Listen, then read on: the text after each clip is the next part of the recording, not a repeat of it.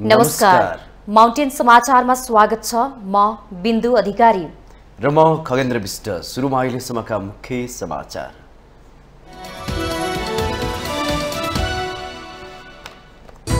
नेपालसँग मित्रताको सम्बन्ध विस्तार गर्न चाहेको युएसएआईडी प्रमुख सामन्था पावरको प्रस्तुति।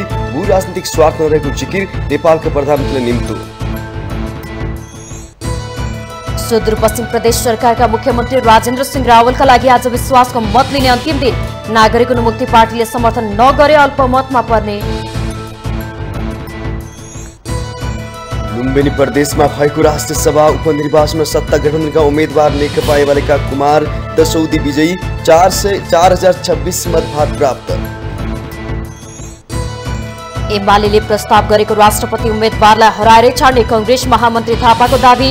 राष्ट्रपति एमालेको भए मुलुकमा संवैधानिक दुर्घटनाको डर हुने जिकिर। प्रधानमन्त्री प्रचण्ड र एमाले अध्यक्ष ओली बीच भेटवार्ता। राष्ट्रपतिको उम्मेद्वारबारे छलफल गर्न बिहिबार उच्च स्तरीय राजनीतिक संयन्त्रको बैठक बोलाउने। जासुसी भन्दै चीनले उडाएको बेलुन अमेरिकाले खसालेपछि दुई देश बीचको सम्बन्ध फेरि चिसिँदै। अमेरिकी विदेश मन्त्रीको चीन भ्रमण रद्द। रक्षा मन्त्री स्तरीय वार्ता अनिश्चित। र साफ अन्डर 20 महिला फुटबलको फाइनलमा आज नेपालले आयोजक बङ्गलादेशसँग प्रतिस्पर्धा गर्दै दुवै टोली उपाधि उचाल्ने दाउमा।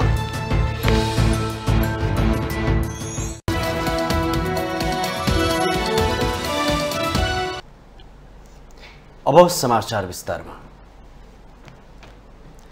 अन्तर्राष्ट्रिय विकासका लागि अमेरिकी नियोग युएसएआईडी प्रमुख सामन्था पावरले अमेरिकाले नेपालसँग मित्रताको सम्बन्धलाई विस्तार गर्न चाहेको प्रश्न पार्नु भएको छ। 2 दिने नेपाल भ्रमणका क्रममा काठमाडौँ आउनु भएकी पावरले बिना स्वार्थ अमेरिका नेपालसँगको मित्रताको सम्बन्धलाई विस्तार गर्न चाहेको स्पष्ट गर्नु भएको हो। उहाँले नेपाल र अमेरिका बीचको सम्बन्ध सुमधुर बनाउनका लागि अमेरिकाले विगत लामो समयदेखि नै नेपालका विभिन्न क्षेत्रहरूमा सहयोग गर्दै आएको बताउनु भयो। नेपालमा अमेरिकाले गर्दै आएको सहयोग र आगामी दिनमा पनि सहयोगमा कुनै भू राजनीतिक सम्बन्ध नरहेको पावरको दाबी छ। उहाँले नेपालमा अमेरिकाले गरेको लगानीलाई भू राजनीतिक सम्बन्धका रूपमा नबुझ्न समेत आग्रह गर्दै पावरले अमेरिकाले नेपाललाई प्राथमिकताका साथ सहयोग गरिरहेको उल्लेख गर्नुभयो। The product of any geopolitical dynamic. It is the product of the United States' commitment, proven, decade after decade after decade, to the welfare of the people of this country. अमेरिकी राष्ट्रपति जो बाइडेनले आयोजना गर्ने प्रजातन्त्र सम्मेलनमा नेपालका प्रधानमन्त्रीलाई बोलाइएको हो भन्ने सञ्चारकर्मीहरूले सोधेको प्रश्नमा पावरले नेपालका प्रधानमन्त्रीले यस अघिको सम्मेलनमा व्यक्त गरेको प्रतिबद्धताहरूलाई दोहोर्याउन पाउने अवसरका रूपमा हेरेको बताउनुभयो। उहाँले सम्मेलनमा नेपालका प्रधानमन्त्री पुष्पकमल दाहाललाई पनि निम्तो गरेको जानकारी दिनुभयो।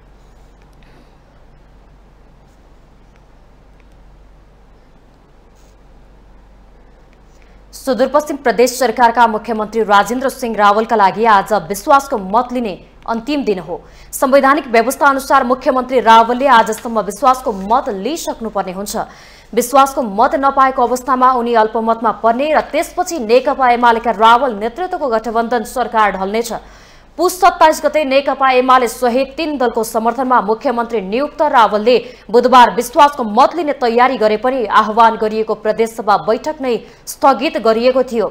सरकारलाई समर्थन गरेको निर्णायक दल नागरिक उन्मुक्ति पार्टीका प्रदेशसभा सदस्यहरू काठमाडौँमा रहेकाले र बैठक स्थगित गरेर आज 1 बजेलाई अर्को बैठकको कार्यसूची तय गरिएको हो। सरकारकै अनुरोधमा प्रदेशसभा बैठक स्थगित गरिएको हो। यदि नागरिक उन्मुक्ति पार्टीले विश्वासको मत नदिएर तटस्थ बसेको अवस्था, विपक्षमा मतदान गरेको अवस्थामा मुख्यमन्त्री रावलले अल्पमतमा पर्ने निश्चित छ। प्रदेशसभामा निर्णायक रहेको नागरिक उन्मुक्ति पार्टीले भने आफ्नो माग सम्बोधन भएपछि विश्वासको मत दिने र सरकारमा जाने बताउँदै आएको छ। उनीहरूको यो मागले सुदूरपश्चिम प्रदेश सरकार नै संकटमा परेको छ। नागरिक उन्मुक्ति पार्टीले संस्थापक समेत रहेका टिकापुर घटनामा दोषी ठहर भई जेल जीवन बिताइरहेका रेशमलाल चौधरी सहितका राजबन्दीको रिहाई भए मात्र शर्त पूरा नभए विश्वासको मत नदिने स्पष्ट गरिसकेको छ।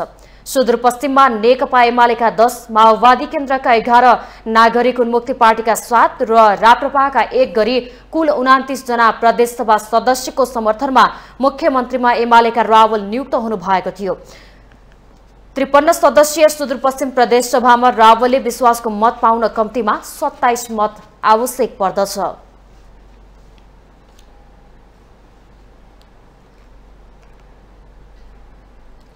लुम्बिनी प्रदेशमा भएको राष्ट्रिय सभा उपनिर्वाचनमा सत्ता गठबन्धनका उम्मेद्वार नेकपा एमालेका कुमार दशौदी विजयी हुनु भएको छ। बुधबार सम्पन्न मतदानमा खसेको कुल मतभार 7,900 मध्ये 4,026 मतभार प्राप्त गरी दशौदी विजयी हुनु भएको हो। उहाँले प्रदेशतर्फ 2064 र स्थानीय तहतर्फ 1,962 गरी 4,026 मतभार प्राप्त गर्नु भएको हो। यस्तै नेपाली कांग्रेसबाट उम्मेद्वार हुनुभएका माधव प्रसाद आचार्यले 3,720 मतभार प्राप्त गर्नु भएको छ। उहाँले प्रदेशतर्फ 1,776 र स्थानीय तहतर्फ 1,944 जम्मा गरी 3,720 मत प्राप्त गरेको निर्वाचन अधिकारीले जनाएका छन्। यस्तै नागरिक उन्मुक्ति पार्टीबाट राजेन्द्र वीर रायले 192 मतभार प्राप्त गर्नुभयो। प्रदेश सभातर्फ 144 मतभार बदर भएको बताइएको छ। निर्वाचनमा प्रदेश सभातर्फ 87 जना र स्थानीय तहका प्रमुख उपप्रमुख 217 जनाले मतदान गरेका थिए भने प्रदेश सभा सदस्य र स्थानीय तहका प्रमुख उपप्रमुख गरी 305 जना मतदाता रहेको थियो। एमालेका राष्ट्रिय सभा सदस्य खिमलाल भट्टराईले राजीनामा दिएपछि बुधबार उपनिर्वाचन भएको हो।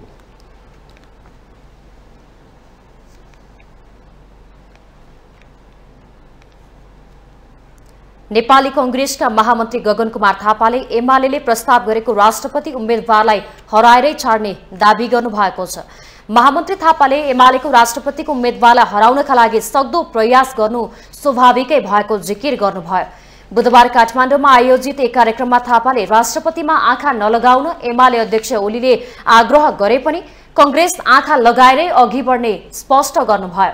एमालेको राष्ट्रपति भए मुलुकमा संवैधानिक दुर्घटना हुने डरबाट मुक्त हुन पनि राष्ट्रपति आफ्नो पक्षको बनाउन सबै प्रयास गर्ने महामन्त्री थापाको भनाइ छ। राष्ट्रपति नेकपा एमालेले बनायो भने आफ्नो पार्टीको एउटा कार्यकर्ता बनायो भने त्यो राष्ट्रपति प्रतिनिधिले भन्नुभएको कस्तो राष्ट्रपति हुन्छ? त्यो राष्ट्रपति सम्माननीय कठपुतली राष्ट्रपति भने हुन्छ। त्यसले के गर्छ? यो सरकार त्यसले के गर्छ? त्यो राष्ट्रपतिले त्यसपछि अस्ति केही अभ्यास त भइसक्यो, त्यसले बिस्तार समानान्तर शक्तिको अभ्यास गर्छ, संविधानले दिँदै नदिएको शक्तिको अभ्यास गर्छ। त्यसले के हुन्छ? बिस्तार दुईटा केन्द्र हुन्छ, एउटा बालवाटार हुन्छ, एउटा शीतल निवास हुन्छ। अनि बालवाटारबाट कार्यकारी अधिकारको प्रयोग गर्ने ठाउँमा शीतल निवासले पनि कार्यकारी अधिकार प्रयोग गर्छ र त्यो एक ठाउँ गएर ठोकिन्छ र त्यसले संविधानलाई दुर्घटनामा लिएर जान्छ। त्यो संविधानलाई दुर्घटनामा लिएर जाने डरको कारणले गर्दा आज नेपाली कांग्रेसले हामीले लुकाउने कुरा छ। विगतका राष्ट्रपतिहरूको भूमिका ठीक नभएकाले पनि अहिलेको राष्ट्रपति एमालेलाई दिन नहुने महामन्त्री थापाको तर्क छ। उहाँले राष्ट्रिय स्वतन्त्र पार्टीलाई सरकारमा किन गएको भन्दै प्रश्न गर्नुभयो। कार्यक्रममा कांग्रेस सांसद प्रदीप पौडेलले संसद चुनावी सभा हो कि भन्ने आभास भइरहेको टिप्पणी गर्नुभयो। गरिरहनुभएका साथीहरूबाट त्यो अपेक्षा गरेका थियौं, हामी कम्तीमा संसदमा ती विषयहरूलाई सँगसँगै लिएर जान सक्छौं भन्ने हाम्रो अनुमान थियो। तर उहाँहरूले पनि संयमता गुमाउनु भएको स्थिति देखिन्छ। उहाँहरू पनि स्वार्थ केन्द्रित भएर सत्ता लेप्सामा आधारित भएको जस्तो देखियो। त्यसले एक ढंगबाट निराश बनाएको छ। तर मेरो विचारमा मैले त यसलाई अझ बढी अवसरका रूपमा स्वीकार गरेको छु। एक्लै भए पनि व्यथितिका विरुद्ध लड्न भनेर आँट गरेको व्यक्ति जुनसुकै अवस्थामा पनि निराश हुँदैन। यसैगरी नेकपा एकीकृत समाजवादीकी सचिव रामकुमारी झाँक्रीले सत्तारूढ राष्ट्रिय प्रजातन्त्र पार्टीको चर्को आलोचना गर्नुभयो। संसदभित्रै संविधान विरुद्ध विष वमन गरेर राप्रपाले जात्रा देखाएको भन्दै उहाँले आपत्ति समेत जनाउनु भयो। झाँक्रीले जनतालाई फेरि पनि निराश बनाउने गरी संविधान र व्यवस्थाको विरुद्ध नबोल्न पनि राप्रपालाई चेतावनी दिनुभयो। पार्लियामेन्टको जात्रा त हामी सुन्दैछौँ कि जुन आन्दोलनको जगमा यति धेरै मान्छेले राजनीतिमा सबैले सबै खालको विचारमा प्रतिस्पर्धा गर्ने वातावरण पाए, आज त्यही व्यवस्थाका विरुद्ध विश्वमन, त्यही संविधानका विरुद्ध विश्वमन, हजारौंको बलिदानीबाट आएको व्यवस्थाका माथि अर्कै कुरा, यो कुरा त यो त पुनरुत्थानवाद हो नि हो। हामीले गल्ती के गर्यौं भने हाम्रा राजनीतिक दलहरूले सही ढङ्गले काम गरेनन्, दलभित्रको सही ढङ्गको प्रणाली स्थापित भएन। त्यसकारण यसरी एक प्रकारको विक्षिप्त भएको, निराशा भएको जनमत जहिले पनि यसरी स्विङ हुन्छ र यसरी गएको। यसबाट हामी आत्तिनु पर्ने, डराउनु पर्ने केही पनि छैन। हामीले हाम्रा थितिमितिहरूलाई सही ढङ्गले राखौँ। सचिव झाँक्रीले बदलाको भाव राखेर मुलुकलाई समृद्ध बनाउन नसकिने तर्क गर्नुभयो।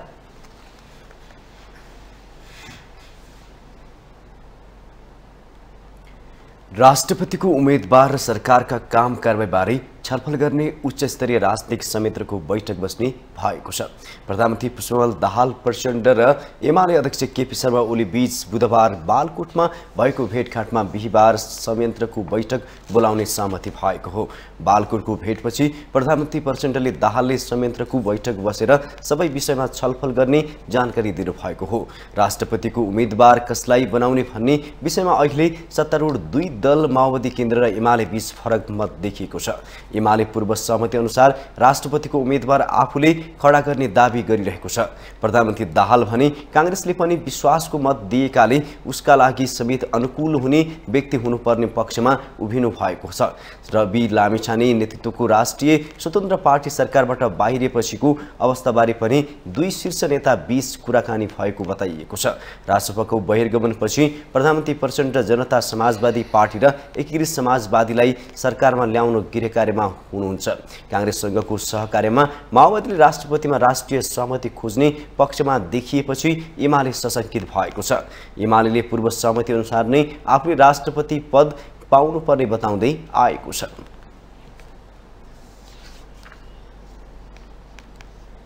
नेपाली कांग्रेसलाई प्रमुख प्रतिपक्षी दल मान्ने कि नमान्ने भन्ने विवादमा सर्वोच्च अदालतले दुवै पक्षलाई छलफलमा बोलाएको छ। अधिवक्ता विमल पोखरेलले प्रधानमन्त्रीलाई विश्वासको मत दिएको दल प्रमुख प्रतिपक्षी हुन नसक्ने दाबी सहित दायर गरेको रिटमा सर्वोच्च अदालतले दुवै पक्षलाई छलफलमा बोलाएको हो। सर्वोच्चले यो विवादमा सभामुख, संघीय संसद सचिवालय, नेपाली कांग्रेसको संसदीय दल नेता शेरबहादुर देउवा र संवैधानिक परिषदलाई लिखित जवाफ पेश गर्न पनि आदेश दिएको छ।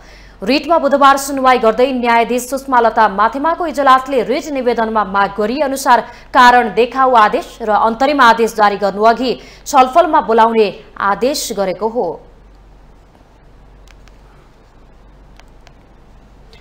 नेपाल कम्युनिस्ट पार्टीका महासचिव नेत्र विक्रम चन्दले विदेशीहरूको इशारामा नेपालको सरकार बन्नेर ढल्ने गरेको दाबी गर्नु भएको छ। बुधबार काठमाडौँमा पत्रकार सम्मेलन गर्दै उहाँले विदेशीहरूको निर्देशनमा नेपालको सत्ता सञ्चालन भइरहेको दाबी गर्नु भएको हो। नेपालको अर्थतन्त्र मुठीभर व्यक्तिको हातमा रहेको भन्दै महासचिव चन्दले नेपाललाई टाँट पल्टाउने र मुठीभर विदेशी एकाधिकार पुँजीपतिहरूले अर्थतन्त्रमा कब्जा जमाउने परिस्थितिको अन्त्य हुनुपर्नेमा जोड दिनुभयो। देशभित्रै केही गर्छु भन्ने मध्यम वर्गीय उद्योग व्यवसायीहरू आत्मदाह गर्नुपर्ने अवस्था तथा राष्ट्रिय उद्योगीहरू समेत ऋणको ठूलो भारमा परेको कारणले आन्दोलन गर्नुपर्ने स्थिति बनेको विप्लवको भनाइ छ। जल्नुपर्ने हैन, आत्मदाह गर्नुपर्ने या तपाईको गर्ने प्रयत्नहरू चारैतर्फ राज्यले कुनै सहयोग नगरेपछि मान्छे चाहिँ विक्षिप्त बन्नुपर्ने परिस्थिति आज देशमा र शहरमा छ। र राष्ट्रिय पुँजीपति समेत, राष्ट्रिय उद्योगीहरू समेत आज ऋणको ठुलो भारमा परेको र सायद सुनिराख्नु भएको होला। आन्दोलन चलिरहेछ। नेपालमा मजदुरहरूको आन्दोलन त हुन्थ्यो, नेपालमा किसानको आन्दोलन, युवाहरूको आन्दोलन त हुन्थ्यो, तर आज हामी सुन्दैछौँ कि उद्योग व्यवसायहरू पनि आन्दोलनमा उत्रिएका छन्। महासचिव चन्दले विचार र मुद्दा मिल्ने कम्युनिस्ट पार्टीहरूसँग सहकार्य हुने स्पष्ट पार्नुभयो। कार्यक्रममा नेपाल कम्युनिस्ट पार्टीका प्रवक्ता खड्क बहादुर विश्वकर्माले महँगी विरुद्ध फागुन 5 र 15 गते देशव्यापी विरोध प्रदर्शन गर्ने जानकारी दिनुभयो। पार्टीको केन्द्रीय समिति बैठकका निर्णय सार्वजनिक गर्दै प्रवक्ता विश्वकर्माले दलाल पुँजीवादी सत्ताको वैकल्पिक विकल्प समाजवादी सत्ता भन्ने राजनीतिक नारालाई पार्टीको मुख्य एजेन्डा बनाउने निर्णय गरेको पनि बताउनुभयो। मुद्दा, दोस्रो जनताका राजनीतिक एवं आर्थिक अधिकार र जनजीविकाका क्षेत्रमा नेपालको भू-राजनीतिक र कम्युनिस्ट जनमतका कारण भूगोलकी साम्राज्यवाद, क्षेत्रीय साम्राज्यवादबाट राजनीतिक, आर्थिक, सांस्कृतिक क्षेत्रमा भइरहेको व्यापक हस्तक्षेप, अतिक्रमणका विरुद्ध राष्ट्रिय स्वाधीनताको सङ्घर्ष सञ्चालन गर्ने, खास गरी एमसिसी, एनसेल, एसपिपी, अग्निपथ, माथिल्लो कर्णाली, अरुण तेस्रो, महाकाली अतिक्रमणका विरुद्ध सङ्घर्ष गर्ने। प्रवक्ता विश्वकर्माले जनताका मौलिक अधिकारका लागि सङ्घर्ष गर्ने मिटर ब्याजीलाई राज्यले अपराधी घोषणा गर्नुपर्ने माग गर्नु भएको छ।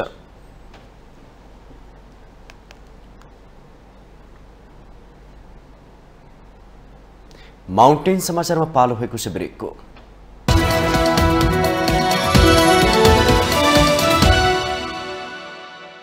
ब्रेकपछि स्वागत छ। अब बाँकी समाचार। प्रतिनिधि सभा तथा संसदीय समितिहरूको बैठकमा सांसदहरूको उपस्थितिलाई नियमित गराउनु पर्नेमा जोड दिएको छ। बुधबार सिंहदरबारमा बसेको प्रतिनिधि सभा नियमावली मस्यौदा समितिको बैठकमा संसद बैठकमा अनुपस्थितिको सूचना सम्बन्धी व्यवस्थामा धारणा राख्ने अधिकांश सांसदहरूले बैठकमा सांसदहरूको उपस्थितिलाई प्रभावकारी बनाउन दैनिक हाजिरी प्रकाशित गर्ने सम्मको व्यवस्था नियमावलीमा नै राख्नुपर्नेमा जोड दिएका छन्।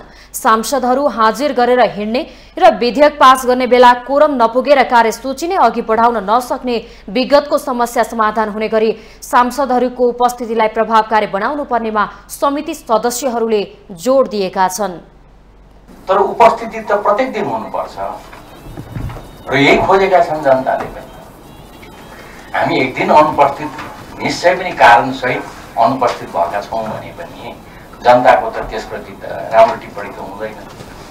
र यथार्थमा बुझाइ पनि के हो त भन्दाखेरि संसदको क्षेत्रमा पार्टीले पनि खटायो भने पार्टीले पनि तैँले चाहिँ संसदको काम गर भनेर पठाएको हो नि त। र संसदमा जानको लागि म तयार भएर आउनुको अर्थ संसदमा म प्राथमिकता दिएर काम गर्छु भनेर मैले पनि पार्टीसँग मागेर आएको। तपाईहरु पनि के हुन्छ पुरा चबाएर घुमाएर भन्छ हामी यसलाई संसदलाई इफेक्टिभ बनाउनु भने स्क्रिन सिस्टम व्यवस्था गर्नु, उपस्थितिको त्यहाँ स्क्रिनमा जब साइन गरेपछि त्यहाँ अटोमेटिक स्क्रिनमा राखिदिनु। एउटा प्राविधिक यत्रो करोड अरब रुपियाँ खर्च हुने जनताको एउटा प्राविधिक या दुईटै प्राविधिक राखेर स्क्रिनमा कति लाग्ला, 1 लाख लाग्ला या 2 लाख लाग्ला, त्यसको प्राविधिक सबै किन राख्यो। हरेक सिस्टममा अनि हरेक संसदको नाम लेखेर त्यहाँ उपस्थिति र अनुपस्थिति दुईटा मात्र लेख्नुपर्छ। यसो भुलचुकमा छुटिहालेछ भने 2 दिनदेखि सूचना दिने अनिवार्य व्यवस्था गर्दा अलि यो व्यवहारिक हुन्थ्यो कि भन्ने पनि। 1 दिनलाई चाहिँ भुलचुक अथवा उसको सांसदकै विवेकमै 2 दिनदेखि 9 दिनसम्मको लागि अग्रिम या 3 दिन गर्न व्यवहारिक क्या नाइ यो दिनदिनै सायद 1 दिन नगए बेला सबैले दिँदै दिए त राम्रै हो यो कुरा। बैठकमा अनुपस्थित हुँदा अलिकति अप्ठ्यारो होला भनेर राखिएको होला। मलाई त यो ठिकै लाग्यो। बरु यसमा एउटा सूचना अग्रिम सूचना दिएपछि त्यो उपस्थिति जस्तै हुने भयो। बैठकमा समिति सदस्यहरूले पनि सांसदहरूको हाजिरीलाई व्यवहारिक, व्यवस्थित र प्रभावकारी बनाउनु पर्नेमा जोड दिएका थिए।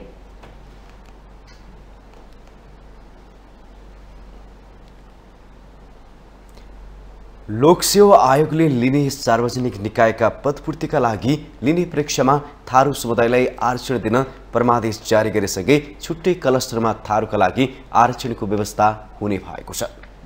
तर थारू समुदायले कति प्रतिशत आरक्षण पाउने र नयाँ क्लस्टर बढ्दा पुराना क्लस्टरमध्ये कसको घट्ने चासोको विषय बनेको छ।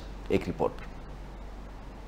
देशमा थारू समुदायको पृथक पहिचान स्थापित छ, तर राज्यले विभिन्न जाति जनजातिका लागि आरक्षण गरेको कोटा मध्ये सार्वजनिक निकायको पदपूर्तिमा विगतमा अलग राखेर दिएको थिएन। सर्वोच्च अदालतको परमादेशले सार्वजनिक निकायको पदपूर्तिमा लिने परीक्षामा थारूको अलगै कोटाको सुनिश्चितता गरेको छ। सर्वोच्चको फैसलाको पूर्णपाठ प्राप्त भएको 9 महिनाभित्र आरक्षणको व्यवस्थाको कार्यान्वयन कानून मार्फत गराउन परमादेशमा भनिएको छ। विभिन्न सरकारी निकायमा खोलेका विज्ञापन समेत रोक्न माग गरिएको रिटमा भने हाललाई नरोक्ने तर भविष्य भविष्यमा क्षतिपूर्ति सहित कोटा निर्धारण गर्न भनिएको छ। तर फैसलाको पूर्ण पाठ नआएसम्म यसबारे स्पष्ट व्याख्या गर्न सकिँदैन। थारू समुदायको कोटा निर्धारण गर्दा अन्य क्लस्टरबाट घडबड गरेर कसरी गर्ने हो भन्ने पनि बहसको विषय हुन सक्छ।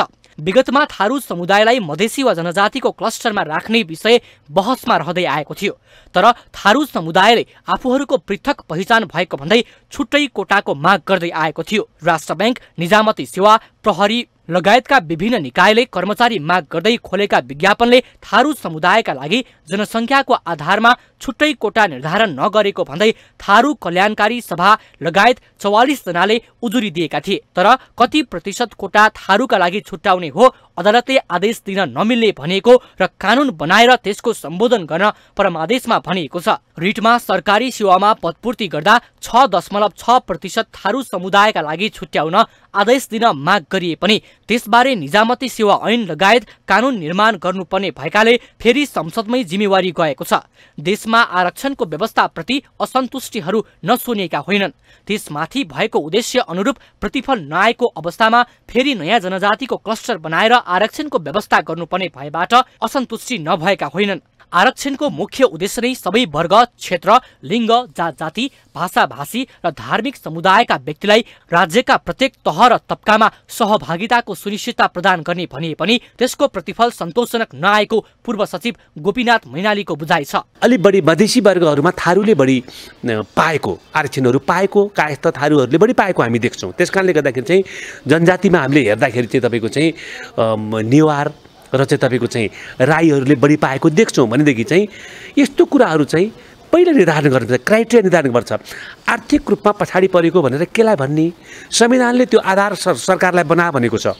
त्यो आधार अहिलेसम्म बनेको छैन। समानताको हकको चाहिँ कानुन गर्नको लागि चाहिँ पछाडि परेको वर्ग वा क्षेत्रलाई चाहिँ अगाडि लिएर आउनको लागि चाहिँ आधार बनाउने भनेको छ। आर्थिक विभिन्नताको आधार के अथवा चाहिँ सामाजिक पछौटेपनको आधार के भन्ने कुरा चाहिँ पहिला त्यो आधार हामीले खडा गर्नुपर्छ। यसअघि थारू कल्याणकारी सभा लगायत 45 रिट निवेदनले लोकसेवा आयोगको विज्ञापनमा असर पर्दै आएको थियो। तर अदालतले विज्ञापन नरोक्ने आदेश दिएबाट लोकसेवा दिने तयारीमा रहेकाहरूमा उत्साह छाएको छ। संविधानद्वारा प्रत्याभूत हकहरूको कार्यान्वयन गर्नुपर्ने भन्दै 9 महिनाभित्र आरक्षणको व्यवस्था कानून तथा नियमहरूमै गर्न अदालतले आदेश दिएपछि कानून निर्माणको निकाय भने दबावमा परिसकेको छ। अदालतले पनि कति प्रतिशत थारू समुदायलाई आरक्षण दिने भन्ने आफूले नभई कानून बनाउने निकायले तय गर्ने भन्दै ऐन नियमतर्फ देखाइदिएको छ। एकपटक आरक्षण पाएको व्यक्तिहरू सदैव आरक्षित हुँदै जान्छन्। फेरि आरक्षण नेपालमा एउटा चाहिँ सङ्कुचित दृष्टिकोण राखिएको छ त भन्दाखेरि चाहिँ आरक्षण भन्ने बित्तिकै चाहिँ तपाईँको सरकारी जागिरमा मात्रै भन्ने कुराहरू भएको छ। यसलाई अलिक ठुलो रूपबाट हेर्नुपर्छ। यो चाहिँ सरकारी जागिरमा पनि हो, यो चाहिँ राजनैतिक प्रणालीमा हो, सामुदायिक क्रियाकलापमा हो, अथवा चाहिँ गैर सरकारी क्षेत्रको क्रियाकलापमा हो, आर्थिक क्रियाकलापमा हो, सेवा व्यवस्थापनमा हो, यो सबैतिरहरू चाहिँ जानुपर्छ। अहिलेको चाहिँ सम्बन्धित अदालतले गरेको निर्णयलाई चाहिँ हामीले सरकारी जागिरलाई मात्रै गरेको देख्छौँ। तर यो चाहिँ अलिकति यसलाई चाहिँ विस्तृत हुनुपर्छ भन्छु म। संविधानको धारा 42 को उपधारा 1 मा आर्थिक, सामाजिक वा शैक्षिक दृष्टिले पछाडि परेका महिला, दलित, आदिवासी जनजाति, मधेसी, थारू, मुस्लिम, पिछडिएका वर्ग, अल्पसंख्यक, सीमान्तकृत, अपाङ्गता भएका व्यक्ति, लैङ्गिक तथा यौनिक अल्पसंख्यक, किसान, श्रमिक, उत्पीडित वा पिछडिएको क्षेत्रमा नागरिक तथा आर्थिक रूपले विपन्न खस आर्यलाई समानुपातिक समावेशी सिद्धान्तका आधारमा राज्यका निकायमा सहभागिताको हक हुने भनिएको छ। आरक्षणको मर्म पनि समानुपातिक सहभागिताको सिद्धान्तको व्यवहारिक कार्यान्वयन नै हो। तर यसको कार्यान्वयन र प्रतिफल भने आशा अनुरूप भइरहेको छैन। माउन्टेन टेलिभिजन एसडी का लागि बटुकराज गिरीको रिपोर्ट। उपप्रधान तथा अर्थमन्त्री विष्णु प्रसाद पौडेल र अन्तर्राष्ट्रिय विकासका लागि अमेरिकी नियोग युएसआईडी प्रमुख सामन्था पावर बीच शिष्टाचार भेटवार्ता भएको छ। बुधबार सिंहदरबार स्थित अर्थ मन्त्रालयमा पुगेर प्रमुख सामन्थाले अर्थमन्त्रीसँग भेट गर्नुभएको हो। भेटका क्रममा उहाँले नेपालको अर्थतन्त्र, नेपाल र अमेरिका बीचको सम्बन्ध विस्तारका साथै अमेरिकी सहयोग परियोजना एमसीसी को कार्यान्वयनमा जोड दिनुभएको छ। उहाँ 2 दिने नेपाल भ्रमणमा मंगलबार काठमाडौँ आइपुग्नु भएको थियो। अमेरिकी विदेश मन्त्रालयको राजनीतिक मामिला हेर्ने उपमन्त्री भिक्टोरिया नुल्यान्डले नेपाल भ्रमण गरेर फर्किएको हप्ता दिन नपुग्दै सामन्था नेपाल आउनु भएको हो। अमेरिकाको राष्ट्रिय सुरक्षा परिषदको सदस्य समेत रहनुभएकी उहाँ अमेरिकाको क्याबिनेट स्तरकी उच्च अधिकारी समेत हुनुहुन्छ।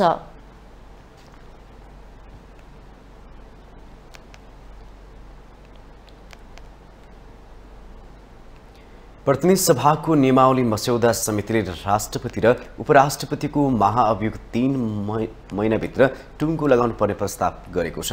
प्रतिनिधि सभाको नयाँ नियमावली बनाउन भइरहेको छलफलमा राष्ट्रपति र उपराष्ट्रपतिको महाअभियोग 3 महिनाभित्र टुङ्गो लगाउनु पर्ने प्रस्ताव गरिएको हो।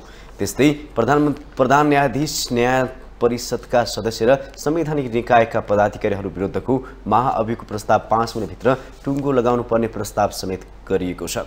नियमावली मस्यौदा समितिले अहिले यो प्रस्ताव सदस्यहरूलाई मात्र वितरण गरेको छ। प्रतिनिधि सभामा रहेका सबै दलको प्रतिनिधित्व रहेको नियमावली मस्यौदा समितिले महाअभियोगलाई राजनीतिक हतियार बन्न नदिन यसलाई टुङ्गो लगाउनु पर्ने समय किटान गर्ने विषयमा छलफलको क्रममा रहेको छ।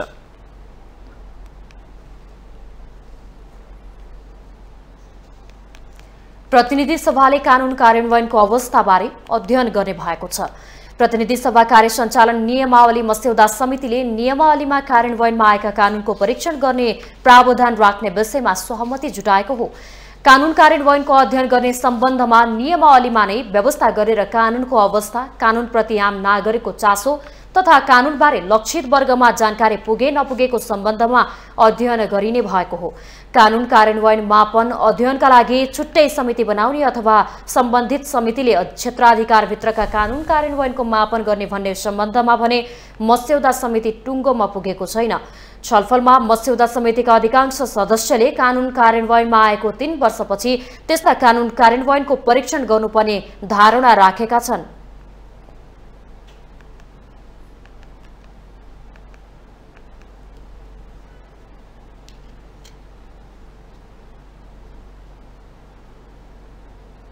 संसदले कानुन बनाइसके पश्चात उक्त कानुन कार्यान्वयनको चरणमा के कस्ता समस्याहरू आए, त्यसमा कस्ता सुधारहरू आवश्यक छ, यस्तो कानुनप्रति आम नागरिकको के कस्तो प्रतिक्रिया रहेको छ र कानुनको प्रभावकारिता कस्तो छ भनेर मापन गर्नु पर्ने एउटा विशेष व्यवस्था अहिलेको न्यायावली मस्यौदा समितिले छलफल गरिरहेको छ र त्यो विषय अब बन्ने नियमावलीमा राख्न आवश्यक छ भन्ने विषयमा छलफल भइरहेको हो। यो छलफलको क्रममा 3 वर्ष र 5 वर्ष कानुन कार्यान्वयनमा गएको 3 वर्ष या 5 वर्ष पछाडि चाहिँ यो मापन गर्नुपर्छ भन्ने विषय छलफलमा आएको छ।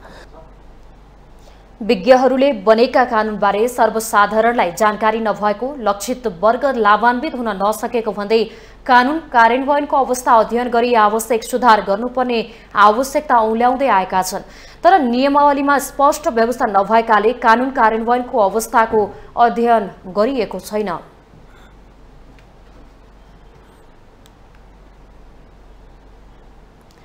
नेकपा एमालेका उपाध्यक्ष एवं पूर्व सभामुख सुभाष नेमाङले संघीय संसद भवनभित्रै पत्रकार भेटघाट कक्ष स्थापना गर्नुपर्ने प्रस्ताव गर्न भएको छ। बुधबार बसेको प्रतिनिधि सभा नियमावली मस्यौदा समितिको बैठकमा उहाँले सो प्रस्ताव राख्नु भएको हो। संसद भवनको मूल गेटमा पत्रकारहरू बन्दुक तिर्स्याएर जसरी क्यामेरा तिर्स्याएर बस्नुपर्ने अवस्थाको अन्त्य गर्न पनि नियम नै बनाएर सो कक्ष बनाउन उपयुक्त हुने उपाध्यक्ष नेमाङको तर्क थियो। उहाँले सो कक्ष दलका नेताहरू, सांसदहरू र संघीय संसद सचिवालयका पदाधिकारीहरूलाई पत्रकार भेटघाटका लागि पनि सहज हुने विश्वास व्यक्त गर्नुभयो।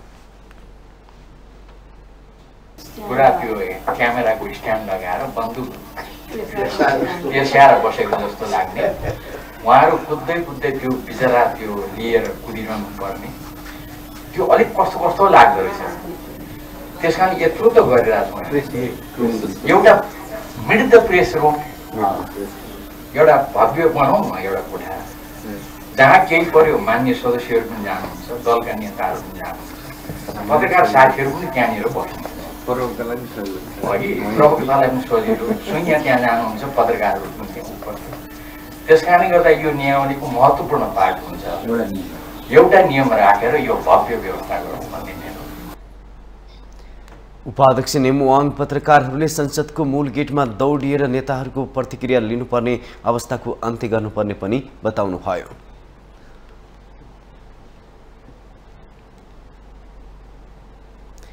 माउन्टेन समाचारमा पालो भएको छ ब्रेकको।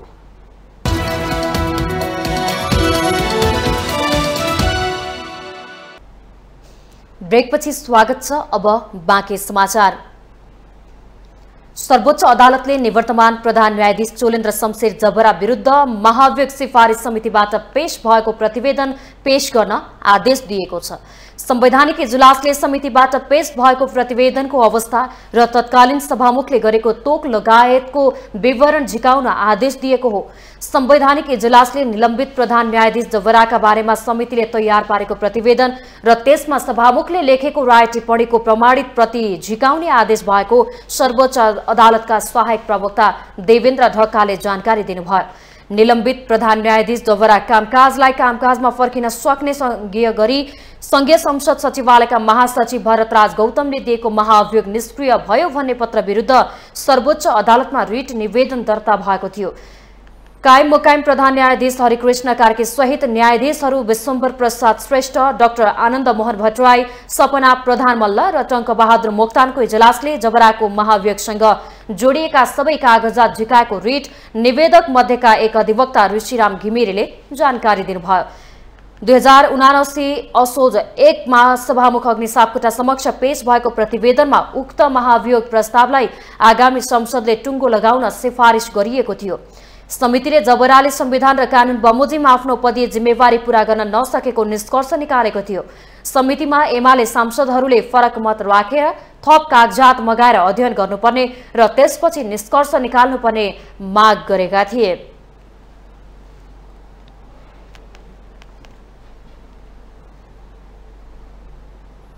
लुम्बिनीमा रामकथा वाचनको विषय विवादमा परेपछि विरोध र झडपको स्थिति समेत बन्यो। बौद्ध मार्गी संयुक्त संघर्ष समिति र लुम्बिनी विकास कोष बीच 4 बुँदे सहमतिले स्थिति शान्त त भएको छ, तर असन्तुष्टि पनि कायमै छ। एक रिपोर्ट। भारतका सन्त मोरारी बापुले माघ 24 गतेदेखि बुद्ध जन्मस्थल लुम्बिनीमा 912औं रामकथा प्रवचन गर्दै हुनुहुन्छ। प्रेम यज्ञ समितिको आयोजनामा लुम्बिनी स्थित अन्तर्राष्ट्रिय सम्मेलन तथा ध्यान केन्द्रमा 9 दिनसम्म कथा वाचन हुनेछ। बौद्धहरूको पवित्र तीर्थस्थल लुम्बिनीमा नै आएर रामकथा वाचन गर्न लगाएको भन्दै बौद्धहरूले विरोध गरेका हुन्। जुन कार्य भइरहेको छ त्यो कार्य हामीले लुम्बिनी क्षेत्रदेखि बाहिर गरियोस् भन्ने एउटा सुझावका साथ हामी यहाँ उपस्थित भएका छौँ। न कि हामी कुनै धर्मको विरुद्धमा यहाँ उभिएका छौँ, न कुनै व्यक्तिको विरुद्धमा यहाँ उभिएका छौँ। बुद्ध जयन्ती हामीले मनाउँछौँ, आफ्नो जग्गा लुम्बिनीवासी हामीले दिएको। तिमीहरूलाई त्यो थाहा छैन। तिमीहरूले आएर भगवान बुद्धको मन्दिरमा रक्सी खान्छौ। हामीहरूको एउटा बच्चा जन्मदाखेरि वर्तमान गराउँछु, मुर्दन गराउँछु। यसबीच पर्सामा भएको झडपमा केही आन्दोलनकारी घाइते भए। धार्मिक द्वन्द्व नै हुने खतरा बढेपछि लुम्बिनी विकास कोष र आन्दोलनकारी बीच 4 बुँदे सहमति भएको हो। अखिल नेपाल भिक्षु महासंघले विज्ञप्ति जारी गर्दै कथा वाचन लुम्बिनी परिसरभन्दा बाहिर गर्न आग्रह गरेको थियो। अखिल नेपाल भिक्षु महासंघका पूर्व महासचिव तथा आनन्द भूमिका सम्पादक भिक्षु कौन्दन्य आयोजनाको स्वीकृति प्रदान गर्ने नेपाल सरकार सम्बन्ध निकाय लुम्बिनी विकास कोषले बौद्धहरूको चिन्ता तथा सरोकारतामाथि जिम्मेवारीपूर्वक भूमिका निर्वाह गर्नुपर्ने बताउनुहुन्छ। यसबारेमा भिक्षु महासंघ बोल्न चाहनु भएन। पर्सामा बौद्ध मार्गी संयुक्त संघर्ष समितिले कोषका उपाध्यक्ष भिक्षु मेत्तिएको राजीनामा माग गर्दै सडकमा उत्रिएको थियो। धर्मोदय सभा, युवक बौद्ध मण्डल लगायत नेपालका विभिन्न बौद्ध संघ संस्थाहरूको विरोधका बावजुद लुम्बिनी विकास कोषले कार्यक्रम सञ्चालन गर्न दिएको हो। आइतबार पत्रकार सम्मेलनको आयोजना गरेर लुम्बिनी विश्वविद्यालयका पूर्व सदस्य पासाङ तेम्बा लामा, बौद्ध शान्ति अभियान संघर्ष समितिका संयोजक बुद्धराज लामाले बौद्ध धर्मावलम्बीहरूले आफूहरूको आत्मसम्मानमा ठेस पुर्याउने गरी कथा वाचन गर्न लगाएको भन्दै रोक्न सरकारसँग माग समेत गरेका थिए। यसबारेमा लुम्बिनी विकास कोष बोल्न चाहेनन्, तर लुम्बिनी विकास कोषका उपाध्यक्ष भिक्षु मेत्तेले कथा वाचन कार्यक्रममा सन्तहरूको आगमन सुखद भएको भन्नुहुँदै कार्यक्रमको प्रस्ताव आउँदा आफू भावविभोर भएको बताउनुहुन्छ। हम लोग लुम्बिनी में थे, हमको खबर आई कि बापूजी की एक इच्छा है, उन्होंने कुशीनगर, बुद्ध गया, सारनाथ सभी ठावों में एक सत्संग किया। तो एक बार भगवान बुद्ध की जन्मस्थली पे भी हम आएंगे, अपनी श्रद्धा सुमन रखेंगे, ऐसा उनका जब प्रस्ताव आया हम लोग भी विभोर हुए। अहिले रामकथा वाचनको कार्यक्रम लुम्बिनीमा राखे जस्तै सन् 1979 नोभेम्बर 19, 20, 21 तारिखमा हिन्दू बौद्ध एकता कार्यशाला गोष्ठीको कार्यक्रम आयोजना गर्न खोजिएको थियो। त्यसबेला विपස්සनाचार्य सत्यनारायण गोयङ्का र शङ्कराचार्य श्री जयेन्द्र सरस्वतीको संयुक्त विज्ञप्तिको कारण अप्रिय घटना हुनबाट रोकिएको थियो। त्यसबेला भएको सहमतिमा अब उपरान्त धार्मिक सद्भावमा असर पर्ने कुनै कार्य गर्ने छैन भनी उल्लेख गरिएको थियो। तर सहमतिलाई लुम्बिनी विकास कोषले नै लत्याइदिएको छ। माउन्टेन टेलिभिजन एसडेका लागि बिसन्तर साक्यको रिपोर्ट। कम्प्युटर एसोसिएसन नेपाल महासंघ क्यानको क्यान इन्फोटेक 2023 सुरु भएको छ। ब्रिकोटी मण्डपमा मंगलबारदेखि सुरु भएको मेलामा बृहत सूचना सञ्चार प्रविधिको प्रदर्शनी गरिएको छ। 6 दिनसम्म सञ्चालन हुने एक्सपोमा सञ्चार तथा प्रविधिसँग जोडिएका इलेक्ट्रोनिक ग्याजेटका सामानहरू बिक्री वितरणका लागि स्टल राखिएको छ। प्रविधिको प्रयोगले सहज तरिकाले सेवा प्रवाहमा छिटो छरितो हुने तथा स्वदेशमा प्रविधिको क्षेत्रमा दक्ष जनशक्ति तयार पार्न यस्ता मेलाले सहयोग पुर्याउने क्यानले विश्वास लिएको छ। इन्फोटेकमै रुचि राख्ने र इन्फोटेकसँग रिलेटेड भएर नयाँ कुरा केही प्रविधिहरूको ज्ञान पाउनुपर्छ भन्ने हिसाबमा आउन मास चाहिँ आइरहेछ। हेर्नुहोस्, हामी नेपालको हामीले त सुरुदेखि देखिया हो, हामी नेपालको पहिलो आइटी कलेज हो लर्ड बुद्ध एजुकेसन फाउन्डेसन, र हामीले सुरु गर्दाखेरि अहिले चाहिँ जमाना धेरै चेन्ज आइसक्यो। सूचना प्रविधिको प्रयोग पनि दिनादिन बढ्दै गइरहेछ र जागरुकता पनि बढ्दै गइरहेछ। नयाँ नयाँ कुराहरू, नयाँ नयाँ स्टार्टअपहरू र हामीले प्रविधिको प्रयोग विभिन्न किसिमको विभिन्न ठाउँमा हामीले बढाउँदै गइरहेछौँ र त्यो बेला र अहिले हेर्दाखेरि ठुलो आकाश पातालकै अन्तर आएको छ। यहाँ सबै जति पनि अर्गनाइजेसन्सहरूले एक्सपो लगाएछ यिनीहरूले राम्रो डिस्काउन्ट राखेको छ।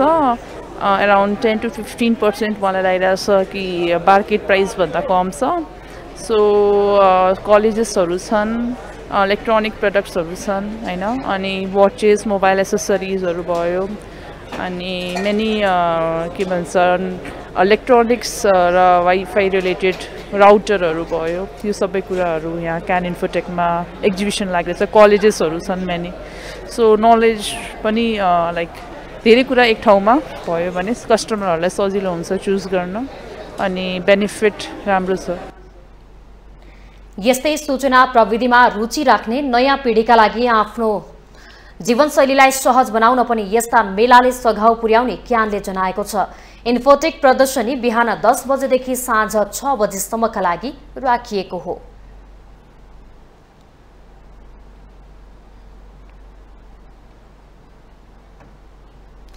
मोबाइल वितरक व्यवसायीहरूले mobile device management system MDMS तत्काल लागू गर्न सरकारसँग माग गरेका छन्। बुधबार मोबाइल वितरक संघले एक कार्यक्रम गर्दै विदेशबाट अवैध रूपमा भित्रिने मोबाइलका कारण वर्षेनी अर्बौं राजस्व गुमेको भन्दै MDMS प्रणाली पुनः लागू गर्न माग गरेको हो। वितरक संघले नेपालमा वार्षिक 38 अर्बदेखि 40 अर्ब रुपियाँसम्मको मोबाइल फोनको वैधानिक रूपमा आयात तथा कारोबार भएको जानकारी दिनुभयो। तर बाँकी 40% मोबाइल विदेशबाट चोरी पैठारीबाट भित्रिएका मोबाइलहरू बिक्री वितरण भइरहेको संघको दाबी छ। संघले अवैधानिक रूपमा भन्सार नतिरी 14 अर्ब बराबरको मोबाइल भित्री रहेको भन्दै MDMS लागू गर्न माग गरेको हो। उनीहरूले अवैध फोनको प्रयोगले नेपाल प्रहरीको अनुसन्धानमा समेत कठिनाई आउन सक्ने र IMEI नम्बर दर्ता नहुँदा आपराधिक गतिविधिमा समेत प्रयोग भएको पाइएको बताएको छ।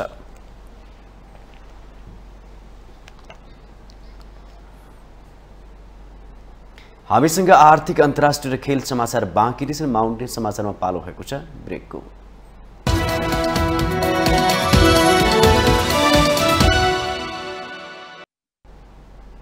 ब्रेकपछि स्वागत छ। अब आर्थिक समाचार।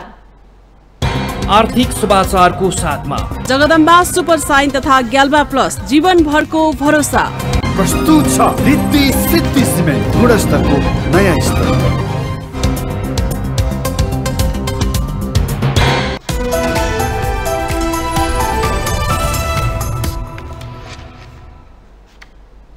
रफ्तारमा बग्ने नदीहरू भएकाले नेपाल र्याफ्टिङ खेलका लागि उपयुक्त मानिन्छ। तर पछिल्लो समय नदीजन्य क्षेत्र दोहनमा पर्नु र पर्यटक पनि घट्दै जानुले यो व्यवसाय सङ्कटमा पुगेको छ।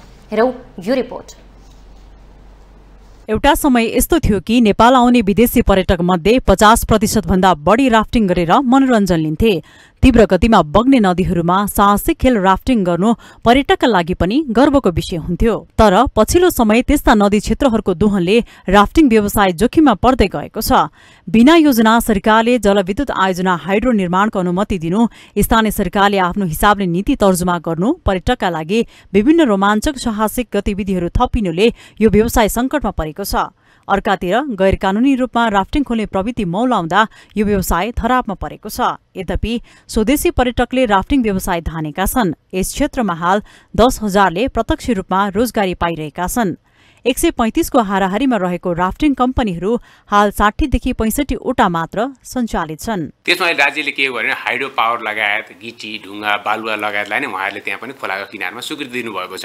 अहिले हाइड्रोहरू चाहिँ कस्तो छ भने जहाँ पाए त्यहीँ राफ्टिङहरू चलाउन मिल्दैन। राज्यले के गर्यो त्यो 16 हाम्रो नदीहरूमा पनि उहाँहरूले चाहिँ हाम्रो रिसोर्टहरू अर्बौं रुपियाँ लगानी गरेका छ। त्यहाँ पनि राज्यले हाइड्रो बनाउनलाई लाइसेन्स दियो। त्यसले गर्दा हाम्रो द्वन्द्व के भने हाइड्रोसँग द्वन्द्व भइरहेको अवस्था, त्यहाँका गिटी गेगरहरू त्यहाँ चाहिँ कर्सर उद्योगहरू राखिदिएको अवस्था, खोलाका बीचहरूमा चाहिँ तपाईँको त्यहाँ सुन्दर बीचहरू चाहिँ आज भत्किएर ड्यामेज भएको अवस्था, त्यो कारणले गर्दा राफ्टिङ चाहिँ दिनदिनै कम घट्ने क्रम गर्दैछ। विदेशीहरूलाई आकर्षित गर्न सकेको अवस्था छैन। पर्यटन बोर्डमा नै के भइदियो भने संस्थागत प्रतिनिधि हुनुपर्छ भन्ने मलाई लाग्छ। किन त्यहाँ चाहिँ के भने राजनीति नियुक्ति गर्ने आफ्नो स्वार्थका लागि विभिन्न त्यहाँका बजेटहरू विभिन्न सिटको अन्तर लैजाने। नेपाल पर्यटन बोर्डले प्रवर्धनका लागि छुट्याइएको 1 अर्ब बजेट मध्ये 20 देखि 30 लाख बजेट राफ्टिङमा विनियोजन हुने गरेको छ।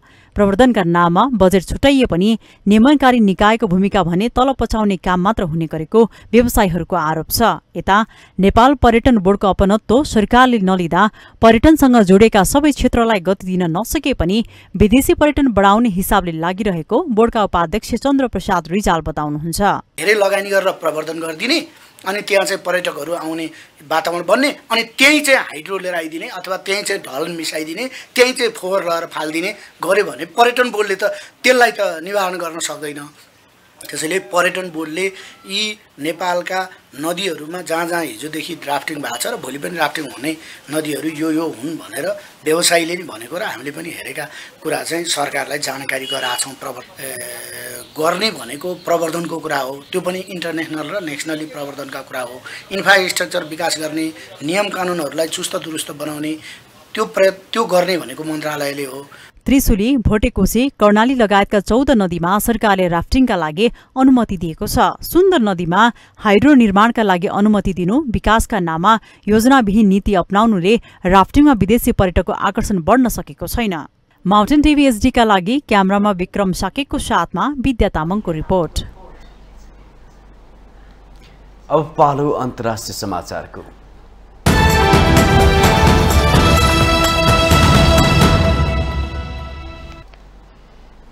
चीनले उडाएको जासुसी बेलुन अमेरिकाले खसालिदिएपछि दुई देशबीचको सम्बन्ध फेरि चिसिएको छ। चीनको जासुसी बेलुन अमेरिकाले खसालेको घटनापछि अमेरिकी विदेश मन्त्री एन्टोनी ब्लिङ्कनले चीन भ्रमण रद्द गर्नु भएको छ भने दुई देशबीच रक्षा मन्त्री स्तरीय वार्ता समेत अनिश्चित भएको अन्तर्राष्ट्रिय सञ्चार माध्यमहरूले जनाएका छन्। अमेरिकी रक्षा मन्त्रालयका प्रवक्ता पेट राइडरले रक्षा मन्त्री स्तरीय वार्ताको प्रस्ताव चीनले अस्वीकार गरेको जानकारी दिनुभएको छ।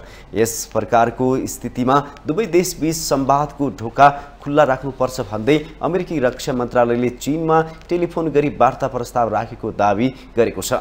तर चीनले वार्ता गर्न नमानेको अमेरिकाको भनाइ छ। गत शनिबार चिनिया बेलुन उड्दै अमेरिकाको क्षेत्रमा पुगेपछि अमेरिकी सेनाले लडाकु विमानको सहयोगमा ती बेलुन खसालेका थिए। चीनले ती बेलुन मौसमको जानकारी लिनका लागि उडाइएको तर भूलवश अमेरिकी आकाशमा पुगेको भनी रहेको छ।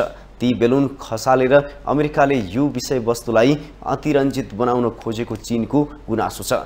चिनिया विदेश मन्त्रालयले यसप्रति खेद व्यक्त गरेको छ।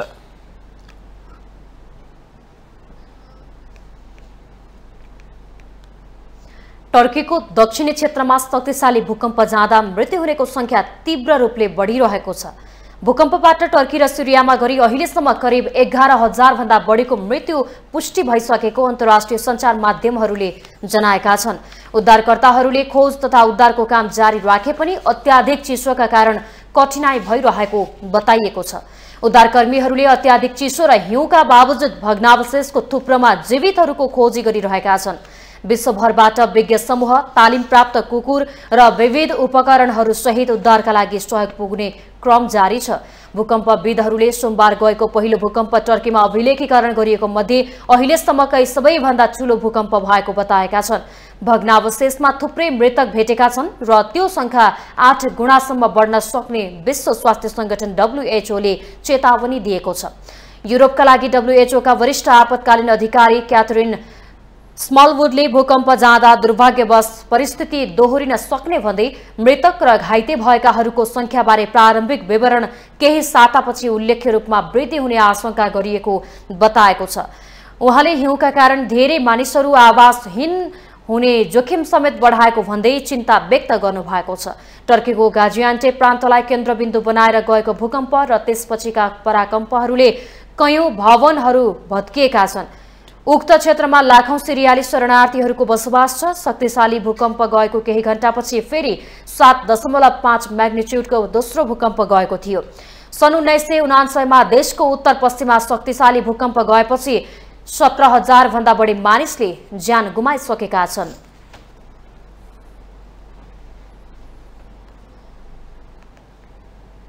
अब पालो खेल समाचारको।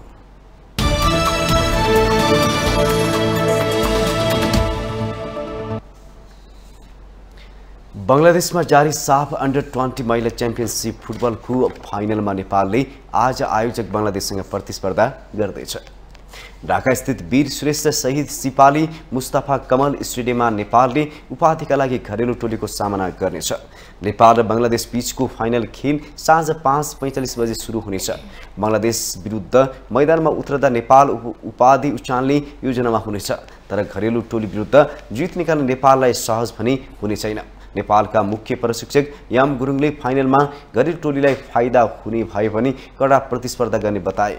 राउन्ड रोबिनको आधारमा भएको प्रतियोगिताको शीर्ष 2 टोलीले उपाधिका लागि प्रतिस्पर्धा गर्न लागेको हो। नेपाल दोस्रो स्थानमा रहेर फाइनल पुगेको हो भने बंगलादेश शीर्ष स्थानमा रहेर फाइनल पुगेको हो। लीग चरणमा समेत नेपाल र बंगलादेश बीच प्रतिस्पर्धा भएको थियो। उक्त खेलमा नेपाललाई बंगलादेशले 3-1 ले हराएको थियो। यता फाइनलमा नेपाल पहिलो भेटमा बेहोरिएको हारको बदला लिन चाहन्छ, उता बंगलादेश भने जितलाई निरन्तरता दिन चाहन्छ।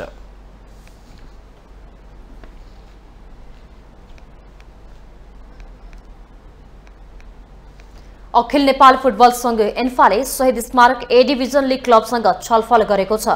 एन्फाले आगामी लीगका लागि विदेशी खेलाडीको दर्ता, खेलाडीको बीमा, प्रतियोगिता अघिको मेडिकल मूल्याङ्कन, क्लब लाइसेन्स र व्यावसायिक गाइडलाइन लगायतका विषयमा क्लबसँग छलफल गरेको हो। छलफलमा ए डिभिजन लीग खेल्ने 14 क्लबका प्रतिनिधिको सहभागिता थियो। छलफलमा एन्फाका अध्यक्ष पंकज विक्रम नेमवाङ, वरिष्ठ उपाध्यक्ष वीरबहादुर खड्का, सदस्य पुरुषोत्तम थापा, महासचिव किरण राई, प्रवक्ता सुरेश शाह र प्रतियोगिता निर्देशक सञ्जीव मिश्र सहभागी रहेको एन्फाले जनाएको छ। क्लबहरूले बजारमा खेलाडी अभाव रहेको जनाउँदै विदेशी खेलाडीको कोटा बढाउन एन्फासँग माग गरेका छन्। यस सिजनको ए डिभिजन लीग फागुन 19 गतेबाट सुरु हुँदैछ। यो सिजनमा Shahid Smarak A division league double round रोबिनका आधारमा सञ्चालन हुँदैछ। 3 महिनामा डबल लीग सञ्चालन हुँदा खेलाडीको चोटको समस्या समेत बढ्ने क्लबको चिन्ता छ। सोही कारण विदेशी खेलाडीको कोटा थप गर्दा टिमको तयारी सहज हुने क्लबहरूको माग छ।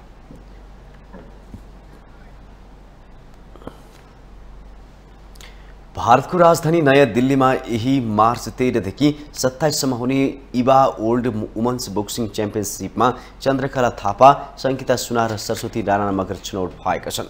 7 दोपटोमा बुधबार भएको खुल्ला छनौट प्रतियोगिताको 57 केजी तलसम्मको फाइनलमा आर्मीकी चन्द्रकला थापाले झापाकी सुस्मिता राईलाई पराजित गर्दै छनौट भएकी हुन्। यस्तै 60 केजी तलसम्मको फाइनलमा एपीएफकी सङ्गीता सुनारले आर्मीकी निरु गुरुङलाई पराजित गर्दै छनौट भइन् भने 75 केजी तलसम्मको फाइनलमा एपीएफकी सरस्वती राणा मगरले झापाका तिर्सा जबेगुलाई पराजित गर्दै छनौट भइन्। यस्तै बुधबार नै सम्पन्न फ्लाइट लाइट 50 केजी तौलसम्मको सेमी फाइनल खेलहरूमा S2O की अस्मिता दुआलले RDX की रमिसा श्रेष्ठलाई पराजित गरिन्। सोही तौलसम्ममा नेपाल प्रहरीकी दिवाना शर्माले आर्मीका आरती बमजनलाई पराजित गर्दै फाइनल प्रवेश गरेकी छिन्। 50 केजी तौल समूहको फाइनल खेल बिहिबार हुनेछन्।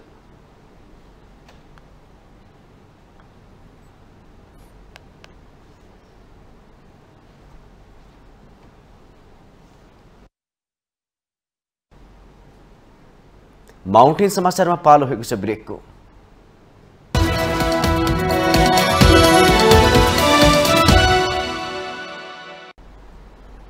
ब्रेकपछि स्वागत छ। यो सँगै हामी माउन्टेन समाचारको अन्त्यमा आइपुगेका छौं। जाँदा जाँदै मुख्य समाचार पुनः एकपटक।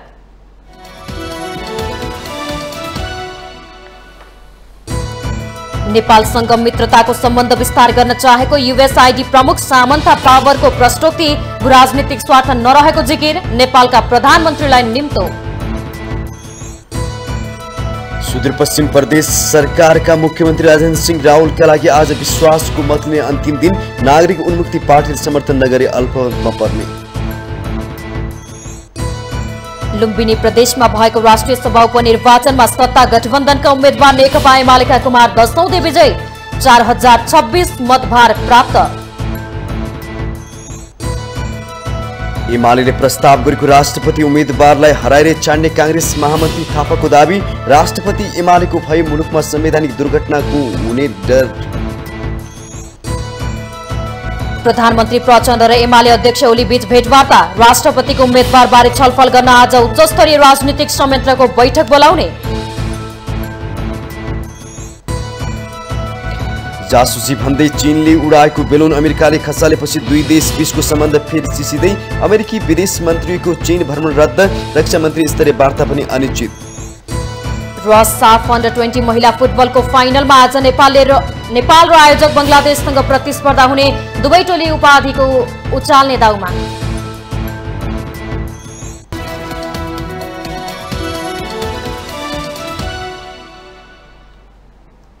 माउन्टेन समाचार अहिले सकियो। सत्य, तथ्य र निष्पक्ष समाचारका लागि माउन्टेन टेलिभिजन HD हेर्दै रहनुहोला। नमस्कार।